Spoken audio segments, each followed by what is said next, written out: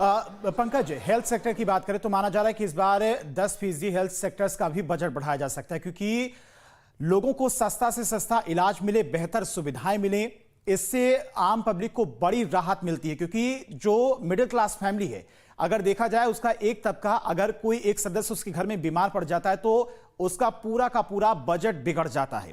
अब health sector पर सरकार का हमेशा से हर बार के बजट में खासा फोकस रहता है और इस बार भी 10% बजट बढ़ाया जाएगा। क्या कुछ बदलाव इस बार देखने को मिल सकते हैं?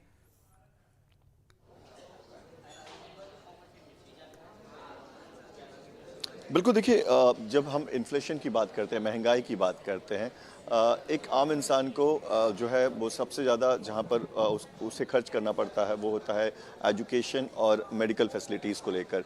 तो मैम, आपसे एक बार हम फिर से जानना चाहेंगे कि हेल्थ सेक्टर में जब आप अगर कुछ नए ऐलान करते हैं तो शायद आप जो आम इंसान हैं, जो मिडिल क्लास की हम बात कर रहे हैं, उनका बहुत पैसा बचा लेते हैं, क्योंकि हेल्थ में अगर किसी की तबीयत अगर घर में ख़राब हो जाए तो पूरा बजट घर का बिगड़ जाता है। तो आपको लगता है कि इस बार हेल्थ सेक्टर में कुछ नए फैसले जो है वो इस बजट में दिखाई देगा?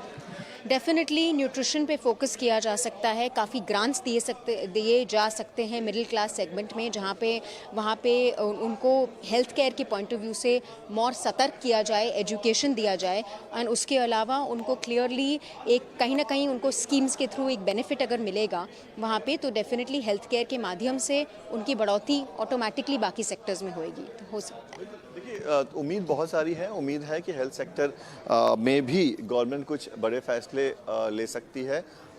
तो बहुत सारी उम्मीदें हैं हेल्थ सेक्टर को लेकर, उम्मीदें हैं डिफेंस सेक्टर्स को लेकर, उम्मीदें हैं एग्रीकल्चर सेक्टर को लेकर, बहुत सारी उम्मीदें हैं, क्योंकि माना जा रहा है कि एग्रीकल्चर से रिलेटेड भी कई सारे फैसले हो सकते हैं। इसके अलावा कैसे भारत जो है वो ज़्यादा से ज़्यादा आत्मनिर्भर बन सके, कैसे जो है हम इंपोर्ट कम और एक्सपोर्ट ज़्यादा कर सकें, उन सारी बातों पर जो है इस बार गवर्नमेंट का फोकस रह सकता है। जी पंकज, एक तरह से देखा जाए तो हर बार जो आम पब्लिक होती है, देश की मिडिल क्लास फैमिली होती है, उसको टैक्स से बड़ी राहत की उम्मीदें होती हैं और इस बार टैक्स को लेकर काफी ज्यादा विपक्ष की तरफ से भी हंगामा किया गया। इसे एक मुद्दा बनाने की कोशिश की गई कि सबसे ज्यादा भार मिडिल क्लास फैमिली पर टैक्स को लेकर है, हर चीज में उसे टैक्स देना पड़ता है। ऐसे में कैसे मिडिल क्लास 2047 तक भारत को विकसित भारत बनाने का संकल्प भी सरकार की तरफ से लिया गया है, ऐसे में मिडिल क्लास के ऊपर भार बढ़ेगा तो विकसित भारत कैसे बनेगा? इस बार बजट में क्या कुछ टैक्स में भी बड़े बदलाव देखने को मिल सकते हैं?